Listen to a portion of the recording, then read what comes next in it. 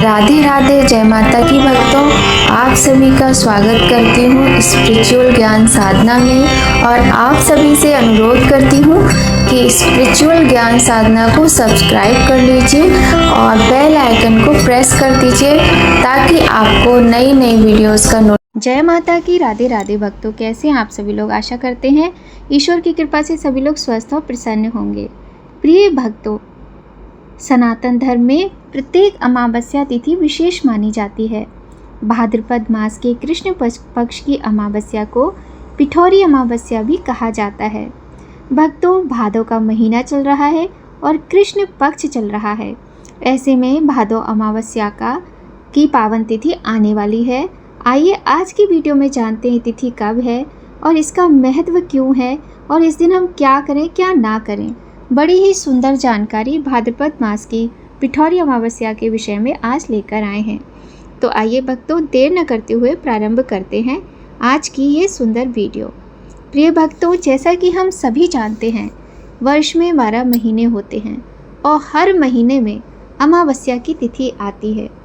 जिस प्रकार से पूर्णिमा की तिथि प्रत्येक महीने आती है, वैसे ही अमावस्या की तिथि भी प्रत्येक महीने आती है। इस प्रकार से वर्ष में कुल 12 अमावस्या की तिथियां हमें प्राप्त होती हैं। भक्तों, अमावस्या तिथि का हमारे सनातन धर्म में विशेष महत्व होता है। जिस प्रकार से पूर्णिमा की तिथि देवताओं को समर्पित है, उसी प्रकार से अमावस्या की तिथि हमारे पितरों को समर्पित है। भक्तों, अमावस्या की तिथि पर हमें अपने पितरों के निमित्त कुछ न कुछ अवश्य करना चाहिए। वैदिक पंचांग के अनुसार 22 अगस्त को दिन में 11:55 पर भाद्रपद माह की अमावस्या तिथि की शुरुआत होगी। वहीं 23 अगस्त को दिन में 11:35 पर भाद्रपद माह की अमावस्या तिथि समाप्त होगी। इसे पितरों की शांति, परिवार की समृद्धि और संतान की मंगल कामना के लिए अत्यंत शुभ माना जाता है। धार्मिक मान्यताओं के अनुसार इस दिन माता दुर्गा, अष्टमातृका और पितरों की विशेष पूजा का विधान है।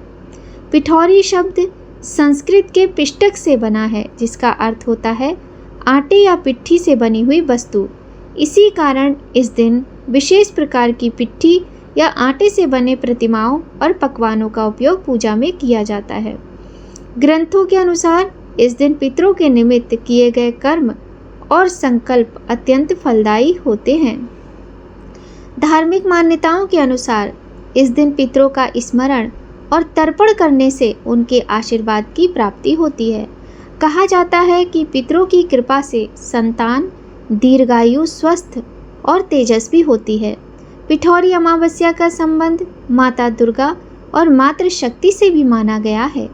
लोक मान्यता है कि इस दिन माताएं अपनी संतान के दीर्घ जीवन, सुख, समृद्धि और कुल की रक्षा के लिए भी विशेष प्रकार से व्रत करती हैं। इसके अतिरिक्त इस दिन पितरों के निमित्त दान करने से वंशजों के जीवन से अनेक प्रकार के संकट दूर होते हैं। आइए भक्तों, जान लेते हैं हमें पिठौरी अमावस्या के दिन क्या करना है और क्या नहीं करना है। अमावस्या तिथि के दिन प्रातःकाल सूर्योदय से पहले उठकर किसी पवित्र नदी में स्नान करें। यदि आप नदी पर स्नान करने नहीं जा सकते हैं तो आप घर में ही स्नान के जल में गंगा जल मिलाकर स्नान करें। इस प्रकार से भी आपको गंगा जल से स्नान करने का फल प्राप्त होता है। और यदि आप किसी पवित्र नदी पर स्नान कर रहे हैं तो वहीं पर आपको सरोवर में ही अर्घ्य देना शुभ माना जाता है। आटे से बनी 64 मातृकाओं की मूर्तियाँ या पिंड बनाकर उनकी पूजा की जाती है। संतानवती स्त्रियाँ व्रत रखकर माता दुर्गा और मातृशक्ति की उपासना करती हैं। पितरों के लिए तर्पण, पिंडदान और श्राद्ध कर्म करने से विशेष पुण्य फल की प्राप्ति होती है। गरीब और ज़रूरतमंद लोगों को अन्न, वस्त्र, तेल, पका भोजन दान करना अत्यंत शुभ माना जाता है।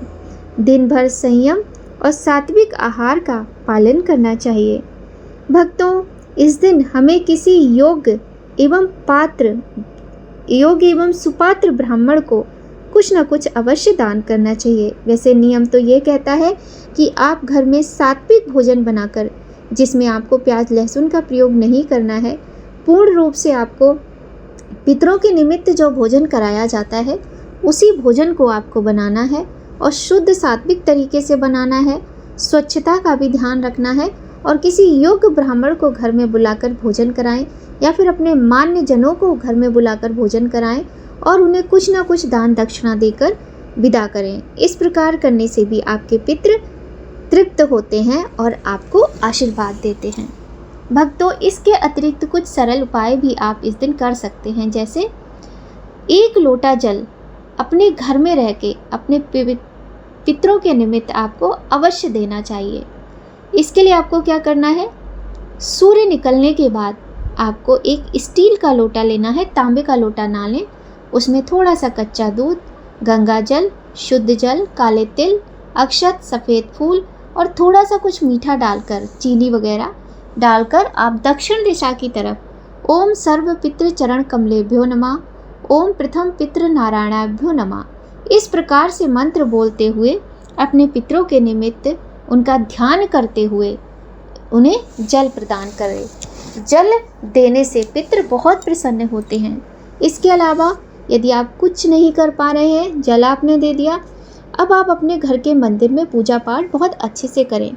तुलसी माता के समक्ष दीपदान करें और आपको 1 थाली भोजन, कच्चा भोजन, एक व्यक्ति के जितना पेट भर जाए इतना भोजन आपको कच्चा निकालना है और किसी को दान कर देना है। जैसे आप मंदिर में जाकर 1 थाली भोजन दान कर सकते हैं। यदि भोजन पकाकर दान करें तो और भी अच्छा है। इसके अलावा चींटियों को आटा डालें, कुत्ता हो तो उसको रोटी खिलाएं। साफ़ सुथरा खाना जो रसोई में आप बनाते हैं उसमें से अपनी गाय माता के लिए रोटी निकालें, उस पर गुड़ रख के गाय को रोटी खिलाएं। कौओं को कुछ ना कुछ दाना डालें। कबूतर हो, कोई भी पक्षी हो, दाना आप सबको डाल सकते हैं, लेकिन क्योंकि ये अमावस्या तिथि है तो इस दिन कुत्ता और कौआ का महत्व होता है। कुत्ते को रोटी खिलाएं। किसी भी जीव को सताना नहीं चाहिए, तो किसी भी जीव को ना सताएं। जो भी हमारे देव वृक्ष हैं उनकी सेवा करें। वैसे तो सभी पौधों में आपको पानी देना है, लेकिन जो देव वृक्ष हैं जैसे पीपल, बरगद, बेलपत्र, इस तरह के जो वृक्ष होते हैं, इन वृक्षों में आपको जल देना चाहिए, इनकी सेवा करनी चाहिए। और पीपल के नीचे, बरगद के नीचे, बेलपत्र के नीचे इस दिन आपको दीपदान अवश्य करना चाहिए। यदि आपके घर के आसपास मंदिर में ये वृक्ष हैं तो बहुत ही शुभ है, आप अवश्य दीपदान संध्या के समय कीजिएगा। इसके अतिरिक्त इस दिन आपको कोई भी, जैसे कपड़े हैं पहनने के या फिर बर्तन हैं घर में इस्तेमाल करने के, इस तरह की वस्तुओं की खरीदारी आपको नहीं करनी चाहिए अमावस्या की तिथि के दिन। इस दिन आप क्या खरीद सकते हैं? आप पूजा पाठ से संबंधित सामान खरीद सकते हैं, दान से संबंधित सामान आप खरीद सकते हैं, किंतु अपने इस्तेमाल के लिए कोई भी सामान की खरीदारी ना करें तो उत्तम है। इसके अलावा भक्तों, आपको यह ध्यान रखना है कि आपके घर में या घर के बाहर जो भी बड़े बुजुर्ग हैं उनका आपको अपमान नहीं करना चाहिए। आपको किसी से भी गाली गलौच नहीं करना चाहिए, क्योंकि प्रायः देखा जाता है आजकल तो गाली देना एक फैशन सा बन गया है।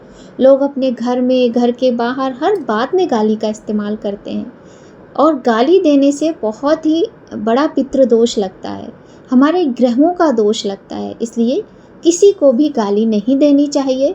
कम से कम अमावस्या तिथि के दिन तो इतना ध्यान रखना ही चाहिए। बड़ों का सम्मान करें, छोटों से प्रेम करें और स्त्रियों का विशेष तौर पर सम्मान करें, चाहे वो आपके घर की स्त्री हो या घर से बाहर कोई स्त्री हो। किसी पर भी आप किसी भी स्त्री को गंदी दृष्टि से ना देखें। वहीं माताएं बहनें भी अपने घर में बड़ों का सम्मान करें, बच्चों से प्रेम करें, बिना किसी कारण कलह ना करें और प्रयत्न करें। अमावस्या तिथि के दिन तो कलह करना ही नहीं चाहिए। इस प्रकार से यदि अमावस्या के तिथि के दिन नियमों का पालन किया जाता है तो भगवान की असीम कृपा तो प्राप्त होती है, साथ ही पितरों का आशीर्वाद भी प्राप्त होता है। भक्तों, दीपदान की बहुत अधिक महिमा होती है इस दिन।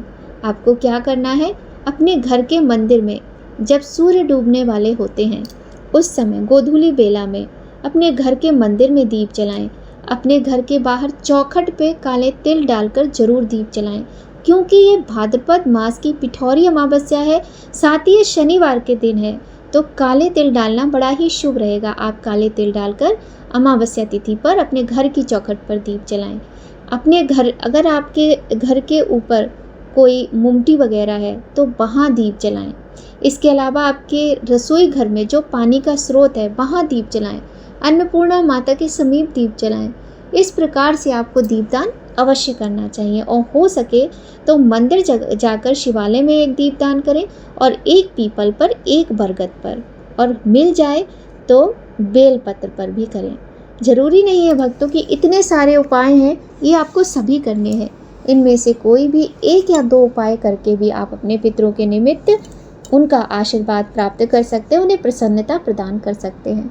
भक्तों, दीपदान अवश्य करना चाहिए। देखिए, अमावस्या तिथि के दिन हमारे पितृलोक से धरती पर आते हैं।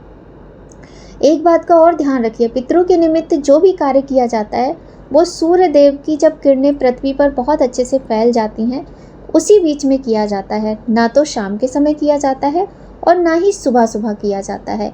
पितरों के निमित्त अमावस्या तिथि पर जो भी तर्पण इत्यादि कार्य होते हैं वो सुबह 9 बजे से लेकर और 3 बजे, 3:30 बजे के बीच में ही करना चाहिए।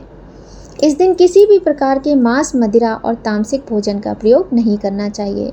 झूठ, क्रोध, छल कपट से बचना चाहिए। पितरों के दिन होने से इस तिथि पर किसी भी शुभ कार्य जैसे विवाह, मांगलिक कार्यों का आयोजन नहीं करना चाहिए। पशु पक्षियों को कष्ट पहुंचाना, पेड़ पौधों को काटना बहुत ही अशुभ माना जाता है।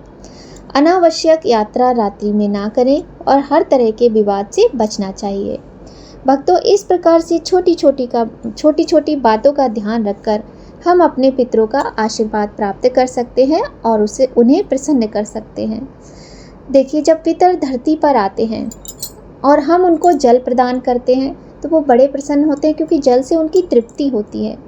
इसके बाद रही बची जो कसर होती है, जब हम ब्राह्मण को भोजन कराते हैं, पशु पक्षियों को भोजन देते हैं, चींटियों को दाना डालते हैं, आटा डालते हैं, तो इससे उनके जो पेट में तृप्ति होती है भोजन की, अन्न की, वो तृप्ति होती है।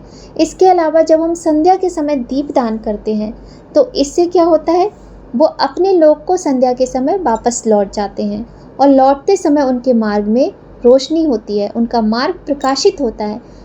अब आप सोचिए, उनको अन्न मिला, जल मिला, और उनके रास्ते में भी दीपक की रोशनी है, जिसकी वजह से वो कितने प्रसन्न होते हैं, और प्रसन्न होकर वो अपने परिवारजनों को आशीर्वाद देकर जाते हैं। अमावस्या तिथि के दिन किसी भी व्यक्ति को ये नहीं सोचना चाहिए कि हम घर में इस नंबर पे आते हैं, हम छोटे हैं, हम बड़े हैं, हम बीच के, हम ना करें, बड़ा वाला करेगा, छोटा वाला करेगा, लड़की करेगी, लड़का करेगा। ऐसा कुछ नहीं है।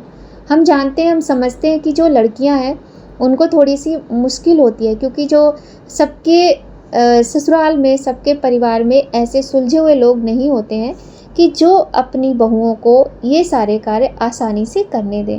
किंतु जो आपसे हो सकता है, आप मंदिर अगर प्रतिदिन जाती हैं तो कुछ नहीं, 10 रुपये के केले, 2-3 केले आ जाएंगे, और 10 रुपये रखकर आप ब्राह्मण को दान कर दें। अपने पितरों का स्मरण करते हुए आप दक्षिण दिशा की तरफ चल देते हैं और दहलीज पर एक दिया संध्या के समय जला दें। ये कार्य आप आसानी से कर सकती हैं मेरी प्यारी बहनों। तो जो हमारी माताएं बहनें हैं, क्योंकि हम बहुत समय से हमने ये सुना है कि जो बेटा होता है वही अपने पितरों के निमित्त कार्य कर सकता है, और जो बेटियां होती हैं वो नहीं कर सकती। ऐसा कुछ भी नहीं है। ये भेद भगवान ने नहीं बनाया है, ये भेद मनुष्यों का बनाया हुआ है। तो इस तरह के भ्रम में ना पड़े। किसी के मान लीजिए पुत्र नहीं है, केवल बेटी है, तो क्या कुछ किया नहीं जाएगा? ऐसा कुछ भी नहीं है। ठीक है, तो अगर आपको आज की हमारी ये छोटी सी वीडियो अच्छी लगे तो लाइक ज़रूर कीजिएगा, और चैनल पर यदि पहली बार आए हैं तो चैनल को सब्सक्राइब करके बेल आइकन प्रेस कर दीजिए, ताकि आपको आने वाली वीडियोस का नोटिफिकेशन सबसे पहले मिले। भक्तों, अगर आपको मेरी किसी भी बात का बुरा लगा हो तो आप सभी से क्षमा प्रार्थी हैं। चलते चलते एक बात और कहेंगे, इस दिन नाखून, बाल इत्यादि नहीं कटवाने चाहिए। शनिवार को वैसे भी नहीं कटवाते हैं और अमावस्या तिथि को तो बिल्कुल भूल कर भी नहीं कटवाते हैं। तो बहनें पार्लर ना जाएं और जो भाई लोग हैं, पुरुष लोग हैं, वो इस तरह के कोई कार्य ना करें शेविंग इत्यादि के। तो आज की वीडियो में बस इतना ही। मिलते हैं आपसे नई कहानी, नई जानकारी के साथ। जय माता की भक्तों, राधे राधे।